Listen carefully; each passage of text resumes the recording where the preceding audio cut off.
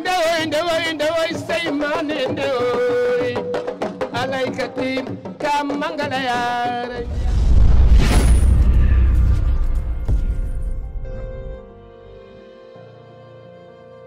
Je vends une Mercedes 2016 automatique complète. Kilométrage 67, carburant essence, Mercedes classe E, 6 cylindres full option.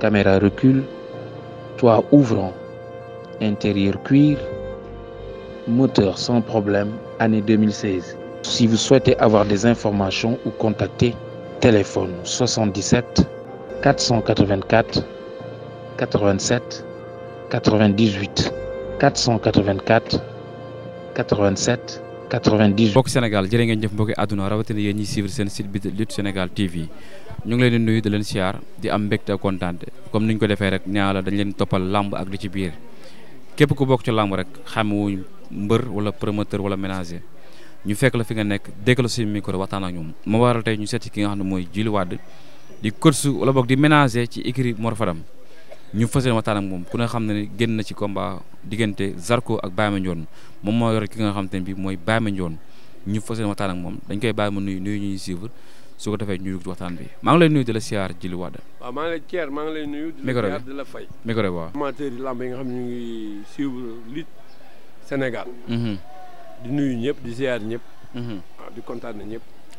muy lu am solo ñu ngi lay fay bu baax a baax démb diggante Zarko ak Baye Mandione en même temps nekkul ni combat boobu rek nga yoroon ci journée bi mais dama bëgg journée bi nga évaluer ma journée wala boog nga jàngatal ma journée bi combat yi ni mu taxawee depuis à la fin.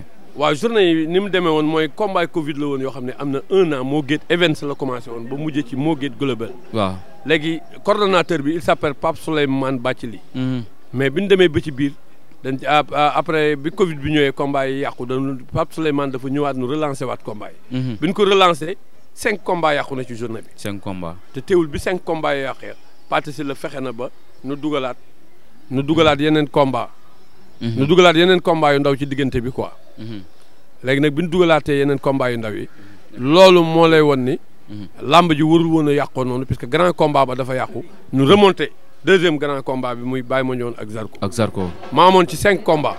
5 combats yi mooy premier combat bi laa amul mbër mais deuxième bi troisième bi. waaw ak ñett yi ci kaw yëpp man maa ko samay mbër. yaa ko ménagé woon. waaw maa ko ménagé woon. yàlla def na nag am naa ci mën naa ne 3 victoires. 4 victoires sax laay wax parce que beneen bi recours baa ngi nii ak man. ak benn défaite. njambaan na ci daanu. muy njambaan Baye Mandione recours ma ngi ne ak man. Kabila dafa daan Pape Mbaye dafa daan. ma koy sant sunu borom bu baax. nga xam ne liggéey rek moo tax. moo am solo waaw loolu moo am solo quoi. dafa am lu am fan yi ci biir làmb muy phénomène. waaw mbër yi nga xamante ne bi dañuy nekk ci préparation ba war a bëre. waaw ñu dégg ñu ne mbër blessé ne. loolu ci biir làmb ndax baax na.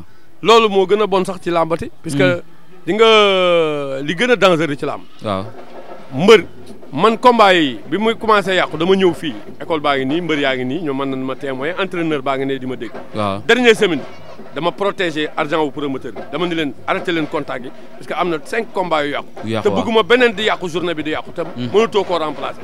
kon liggéey ngeen ba heure bi mënatu leen a am dès jeudi. mënatu leen a am lu ngeen amul woon kon arrêté leen contact yi di def travail technique ak endurance. di liggéey ci liggéey boobu mais contact bi. mën ngeen ci gaañu yàqaat beneen combat te loolu laa doon bañ quoi. loolu tamit manque de professionnalisme la wala lan la. maa tey la wala ñàkk a pare la. maa tey la du manque de professionnalisme de. xam nga lan mooy problème bi. mooy daf ci am loo xam ni. waaw vous m'excusez du terme. waaw mais c'est du vol organisé man noonu laa ko mën a tuddee. xam nga lan mooy du vol organisé. waaw terme mooy man ma xam ni du ma la bëreel. waaw pare di la laaj sa xaalis di ko lekk. daa am ci làmb ji. daa am ci làmb ji puisque ay combat yoo xam ne 1 mois dégg nga ni duñu bëri. bëri dem ba ni ginnaaw suba la nga xam ne mënatoo koo remplacer kooku loolu nga promoteur bi. waaw kooku vraiment wurta am. lamb bu fekkee par exemple. xam nga ni doo bëri. waaw da ngay teel a dem ci promoteur bi dem YouTube médical. boo demee waa CNG dem ci yóbbu la seen médecin bi lay superviser mu xool la boo mënta bëri. waaw amul di andi certificat médical bi ne mënoo bëri tout court. mënoo reporté ko yóbbu la ci beneen journée. mais yow nga may jox ay millions may lekk te xam ne date bii du ma ko bëri. waaw boo wootee face à face ma ñëw toog. boo wootee jàkkaarloo ma ñëw toog. te xam ne en âme et conscience que ni man du ma la bëreel. waaw loolu nan nga ko mën a tuddee. mais loolu. day doy waar bon loolu yàqal nga promoteur bi yàqal nga ñi nga xam ne ñooy seetaan si làmb ji. yàqal nga journée bi. mais tamit loolu ndax CNG amu ci part. xam nga CNG lu tax mënul am part ci loolu. waaw CNG une fois mu régulariser ce combat. waaw moom date ba lay xaar nga jot nga bëre. date ba lay xaar léegi nag yow lu muy xaar mooy nga indil ko certificat médical. mais CNG boo ko indilee sa certificat médical nga dem ci un médecin boo xam ne dafa bokk sax ordre des médecins ba nga xam ne lii c'est avéré. waaw sax du tax mu yàq combat bi. da lay yebal ci beneen professeur boo xam ne da lay xool ba xam lii c'est vrai ou non. xam nga kooku kon moom il a pris toutes ses précautions. mais la responsabilité est partagée entre le lutteur et son ménager. parce que nag man su ma lay ménager aussi boo ma waxee ni man naruma bëre wala nga bëgg ma dugal ci yenn détails yi. du ma ko nangu mbër jaralu ma promoteur bi. puisque le bailleur est là pour mbër yi di bëre. mais lamb bu amul bailleur mais ils vont disparaître. le promoteur bu ñëwee da nga koo war a jàppale pour mu toog. mais bu fekkee tey bu ñëwee. nu def ko loo xam ne rafetul mu daw nu wàññeeku mais kañ la làmb di dem. mais tamit est-ce que tamit yéen mbër yi yéen ménager yi am nañ cër bi ci yenn mbër yi ba di la mën a tegal application boobu noonu. xam nga lu tax ma la koy mën a tegal. waaw mooy mënuma man yor sa licence. waaw di signer des contrats ëllëg gi sama responsabilité di engagé wu. sama responsabilité di engagé wu. waaw ba pare li ma lay wax doo ko def. démb bàyyi ma ñoon bi ñu ko attaqué. mais waa Caaro yi dañ ni ma dañuy fayu répliqué wu. ma leen bu nga ko defee damay dégager sumay responsabilité li ma leen wax ngeen di def li ma war a def man ma def ko nu xool fan la CNG di mujj ak ñoom. puisque bu ñu leen attaqué ngeen tontu à la violence lamb ji mën na yàqu te ministre bi mi ngi fa. ma ni mbër mi da ngay dal est-ce que yow mas nga gis bàyyi ma ñoon sérénité bi nga gis ci moom. mas nga ko non dem moom wax dëgg yàlla macha allah loolu nag bopp moo koy gérer quoi. mais c'est pas ay yor mbër mi ne parce que man je ne suis pas obnubilé pour yor ay mbër. je ne suis pas obnubilé par yor ay xaalisu mbër ak yooyu. li ma lay wax bu fekkee mënoo ci tegu. da ngay dem ma dem. kenn du yàq suma job wala suma crédibilité. mais tamit su ma nee CNG am na ci part. promoteur bi jël ay millions investir ko di xaar journée bi ñëw. waaw ñu def ba des 1 mois 2 mois mu yàqu ndax tamit CNG bu tegee ay règlement yi kat ëllëg loolu comme arrivé sa licence sax mën nañ ko xotti wala boog ñu aj la ay pendant des années yoo xam tamit doo bëree tamit du tax mbër yi gën a am tamit intelligence gën a bàyyi xel kat buñ duggee ci weeru combat lii ak lii la ñu war a entraîner. xam nga CNG fu mu mën a jëlee responsabilité. waaw li xew actuellement nii. le cas de Baye Mandione. man je les attends foofu laa leen di déglu. waaw mooy y avait des superviseurs. yoo xam ne li ñu gis c'est avéré lu leer naa ñu leen gis. nu bind lanu bind maa ngi leen di xool bind na nu bind naa. waaw dinaa xool ba xam ëllëg nu muy demee parce que dan ma woo réunion de sécurité. jox ko A jox ma B. adversaire am jógee A ñëw B. waaw sotti ni ay sawu mbaam xaw ma sawu lan. déjà foofu accident bu garaaw mënoon na fa am. loolu doyul mu ñëwaat fa xeexaat fa ak benn frère Baye Mandione. waaw même bu fekkee frère Baye Mandione bi sotti na ndax dafa dindi barrière bi fekk ko ci biir. te foofu enceinte ba mbër bu am licence waru fa ne. mais nan xool. Baye Mandione bi mu nekkee ci géew bi y avait 2 lutteurs licenciés. mais ñu ngi gis bi ma leen di génne li tax ma génne leen ay lutteurs yu am licence la ñu amuñu accès foofu. dama leen a génne remplacer leen par yeneen ñaari nit. xam nga yooyu nag boo ci nekkee li texte yi wax dañ ko war a régler. puisque nag lamb tant que mi nga am yu mel noonu yàqu rek lay mujjee puisque nag mënuñu règlement bi nekk fi nu ni lii moo war kii lii moo war kii. mais tamit kii tegg ko. est-ce que tamit Zarko tegg na règlement bi ndax ba tey mi ngi ci biir enceinte bi gënu enceinte bi. non boo nekkee ci biir enceinte bi. waaw te nekk A mu nekk B. waaw bu nekkul enceinte ba. dafa jóge ci hors des sacs. waaw ñëw ba ci barrière bi jël butéel bi sotti ko même les superviseurs. dañ leen ko sotti ko ay membre CNG sax affaire bi laal na leen. foofu xesoo xun kenn mënu. mais loolu boo ko defee ñee dajji barrière bi fekk la fa reyante am fa lamb ji dafa yem. et puis devant autorité bi nga xam ne moom moo yor lamb ji yëpp le ministre. Matar Ba mais loolu dafa ñaaw. loolu di image bu baax ci lamb. c'est que boo ko bàyyee mu jàll. waaw ëllëg boo yi nga xam ne ñoo bëgg a doon ay champion dañuy defe ni li Zarko def mooy moom ngay def pour am victoire moom ngay def pour nekk un champion. il faut éradiquer cette violence là. te loolu CNG da ci war a jóg mu jeex une bonne fois. mu jeex tàgg. géwél yor na ndënd xaañ fi mbër lamb yàqu. waaw mais mbër bu attaqué tamit cumikaay. ñooñu def réplique wala tey les supporters de Baye Mandione saccage yi saisi. waaw mais pourtant par discipline dañoo toog accepter ni ñu leen attaqué noonu. ils n'ont pas répondu à la violence. parce que j'ai tout fait pour les arrêter. mais yooyu tamit CNG foog mu saisir ci quoi. mu saisir ko foog mu lamb dañ ko war a assainir mu set. mu leer naññi. képp koo xam nga am nga licence te def ci loo wër te def. dañ la war a sanctionner. sanctionner la. loolu mooy leer. ñu gis dem ci biir combat bi ñu bëre Baye Mandione ki nga xam ne mooy Zarko am ndam ci kaw ki nga xam te ne bii mooy sa mbër bi Baye Mandione. mais daf mel yéen nangu woo leen. non ça je ne l'accepterai pas parce que xam nga tax accepté moo ko bu ma génnee violence bi. su ma génnee attaques yi. bu ma génnee li nga xam ne moo fa xew yëpp nga xam ne liggéeyu superviseurs yi la. waaw ci biir enceinte yi nun li ñu gis. waaw mooy Zarko dafa gaaw mais dafa def 4 appuis. dafa def 4 appuis ci biir 4 appuis yi man bind naa li nga xam ne moom laa war a def. muy sa recours que l'administration est écrite. waaw bind naa suma recours defar naa suma vidéo bi mi ngi ci biir. ak sa clé. ak sama clé. mais demain à la première heure je vais dama koy déposer. loolu la man yoon li ma may rek laay def. mais tamit est-ce que tamit am na carte appui. non man d'après ce que j'ai visionné. waaw te mu nekk ci cassette bi. gis nga si carte appui. mon devoir les plus absolus. en tant que ménager mooy def li ma yoon may. waaw mooy ni lii laa gis parce que man je suis l'interlocuteur du lutteur. waaw suma devoir les plus absolus mooy di ko protéger. comme moom laay protéger li nga xam ne moom laa gis muy ay avantage am. waaw dama koy bind teg ko. da nga koy bind teg te ñëpp xam nañ ni démb. Baye Mandione loolu moo tax mu ñàkk combat bi.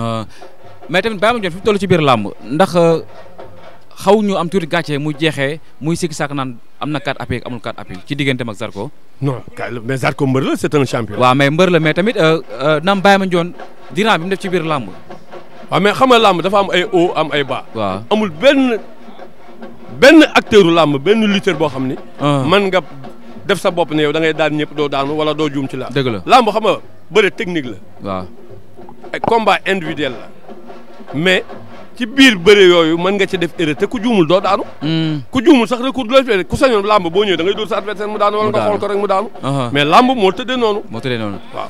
Zarko mu ne jaru ngeen yàq seen xaalis ndax carte appui amul da leen daan jël bu leer nañ bu kenn dul weranteeg lenn kon ay recours nag mu ne Baye Mandione war na mën a sax am gàcce naan mi ngi dugg recours. xam nga Zarko. waaw ay waxam du référence. moi du ma ko sax déglu. déedéet waay. non du ma ko déglu parce que man je ne peux pas su may dox ci nit damay dox ci nit koo xam ni. wala may déglu koo xam ni li muy wax conforme na ak li muy def. waaw mais man bu ma toogee bay déglu Zarko ci li mu wax ci làmb. vraiment bu boobaa man matul sax may doog nekk un ménager. ay yàq seen xaalis rek du ngeen moom c'est pas à lui de dire ce qu'on doit faire. oui. ok moom xam nga lu ko war. waaw c'est un lutteur na gérer école am na ko ni muy comporté woo ci biir làmb na ko continuer. nee na moom dafa fair play suuf sax bu ñu lamee carte appui sax day jóg yëkkati loxo Baye Mandione kon Baye Mandione na fair play. di nga Zarko nga xamal ko ni. waaw su jaan dofeet xulul mbokk ma doful. na xam ni Zarko. il a un ménager qui a la tête bien reposée sur ses épaules. su ci génnee mu yomb. bu fa jógee ëllëg dina ko defaat. dina ko defaat. waaw am nga yaakaar ne sa recours bi nga dugal di nga ci am li nga bëgg. ak lu mu mënti doon. waaw day gis li nga xam ne moom la def moom. dina ko gis. waaw ci ban fànn. attaque bi wala ci bëre bi. ci lépp sa comportement am ci lépp ci làmb ji. dina ko changer mais nag père lu ci bëri nag neexal ci làmb la nag père. non kaay ma wax la bëri neexal la ci làmb xam nga ban message la Sénégalais yi war a génne seen bopp. waaw làmb sport la. comme tout sport. tout le sport waaw. mais mënoo nekk ci benn discipline. te chaque jour ñu naan foog nga nekk bandi foog nga nekk saay-saay. kooku c'est un mauvais débat. ok kooku bu nga ko dugalee ci bopp xale yi. mais làmb on est en 2021 2022. waaw mais au temps de Abdourahmane Ndiaye Falang da nga naan gis ñuy dugal ay baaraamu nit ci bët. ay wee ay koloc ay mais yooyu. xëy na jël sa loxo def ko ci kaani. mais est-ce que yooyu war naa dem. waaw non amatul léegi de. non il faut changer avec les temps. il faut changer àdduna buy dox da ngay dox ànd ak moom. lamb dañ ko war a moderniser. am na discours yoo xam ne ñi am les idées noires ñoo koy wax. naan lamb boo ko waxee ab dof mu dem. borom costume mën naa waaw borom costume yooyu baaxul quoi. du débat bu baax. am na débat boo xam foog ñu génne ko ci lamb. dëgg la il ne suffit pas d'être un bandit pour être un champion. lamb da nga war a nekk noble.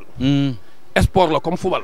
est-ce que football da ngaa war a nekk bandi pour réussir ci. déedéet est-ce que karaté da ngaa war a doon yor caay-caay pour def ko. yooyu ay ñi xamul làmb. deuxième la quoi. waaw ñoo ciy nekk di wax quoi. xam nga boo amul xam nga nag làmb léegi da ngay def 6 mois ñun làmbaloog nga.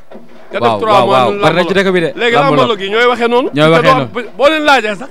pour ñu analyser ci làmb danaan la non ku juum daal. 100% 50%. làmb dafa mën am la toujours y a toujours un favori. chaque jour un favori. mais duñu am idée duñu mën a débattre ci loolu tax ñuy waxee loolu ils sont limités. loolu la. Zarko mu ne Baye Mandione biñ jàppante centre ni kat am na doole ci combat bi. mu ni centre ni Baye Mandione liggéey na ci combat bi ba am doole. sentiru ko moom waaw sentiru ko waaw. waaw non xam nga après la victoire tu dis ce que tu veux dire. nit bu fekkee am na ndam lu ko arbitre jox na ko ndam. waaw lu ko neex na ko wax. la koy wax kooku moom la concerné. ñun làmb ja ba arbitre sifflé. waaw ba lii am. man laa pare ci page Zarko. nga pare ci page Zarko. waaw parce que Zarko man xam naa ko bu baax. j'ai 2 lutteurs yu ko affronté. tey sax la ma sa am recours. ci man 50 Cent ak Guy gi. waaw kon kay kooku mënu ma jaaxal. nee na defet bi nga gën a métti 50 Cent moo ko daan. bu ñëwaatoon tey mu daanaat ko. bu ñëwaatoon tey ma renouveler licence mu daanaat ko. mu daan ko waaw. léegi sa mbër di Baye Mandione. waaw loo jàpp ni demal la xaw a manqué ci biir làmb ba tax mu perte combat bi. bàyyi ma ñoon concentration sax. waaw dama ci topp gis nga dama topp ba à la dernière minute di wax. waaw puisque le gars est venu pour déstabiliser ko. di nga bi ma seetaanee Zarko ci kii am open press am. waaw mu ne waa Grand Yoff nan xam ni combat Zarko dootul gaaw. dootul gaaw mais kooku war na xam ni des gens. ay nit ñu intelligent ñoo waa ji piège yooyu. ba mu ko waxee laan ko une seconde du ko taxaw ak yow. du ko taxaw te dóoru la ko song la. parce que nag war na xam ne ay nan tey yor sa waay nag. waay yow. mooy loolu. loolu moo tax sax bi mu ne bëri sa waay yëg ko góolu ko. waaw. kon daal am nga yaakaar ni kat sa mbër am na ndam te boo dugal sa recours di nga jot sa ndam. bu leer le CNG là est là pour tout le monde. CNG ñëpp la fi nekkal. ñëpp la fi nekkal. l' essentiel mooy na nga xam. sa devoir. sa devoir. avant ngay réclamer say droits. texte yi boo xamee li mu la wax. waaw xam ni CNG nekk fi pour parparloo nekk fi pour kenn. li la yoon may boo ko bindee teg ko ci aw yoon. da ngay am li nga bëgg. di nga am li nga bëgg. te loolu confiance bu ma am ci les membres du CNG. waaw ak confiance bu ma am ci comité règlement et discipline bi. waaw laa xam ne bu nu concerté woo man mën naa am li ma bëgg. mën nga am li nga bëgg. waaw. père bëgg naa ci yow. maa gën a kontaan ci yéen. di la ñaanal jàmm. merci beaucoup Thierno. jërëjëf merci. merci beaucoup. dafay décorer sa cuisine ba mu ne boy. ak li nga xamante ni moo di sa salle de bain ànd ak décoration bu amul fenn. ay karo yoo xamante ne boo ko defee sa façadu kër da ngay mel ni ku nekk ci panaal. établissement Khadim Rassoul seeni karo du jël benn yoon ndox ba noppi ay qualité yu baax la ñuy jaay te seen karo du yàqu. waaw kon nag yow mi bëgg ay karo yu baax dawal gaaw seeti waa établissement Khadim Rassoul ña nga nekk ca Parcelles Assainies ca booru marché police ba seen numéro téléphone 33 820 39 95 wala 77 720 32 44 établissement Khadim Rassoul nag dañuy ubbi du lundi au dimanche dama ne kon nag boo bëggee ay karo yu baax dawal gaaw seeti waa établissement Khadim Rassoul ña nga nekk foofu ca Parcelles Assainies ca booru marché police établissement Khadim Rassoul.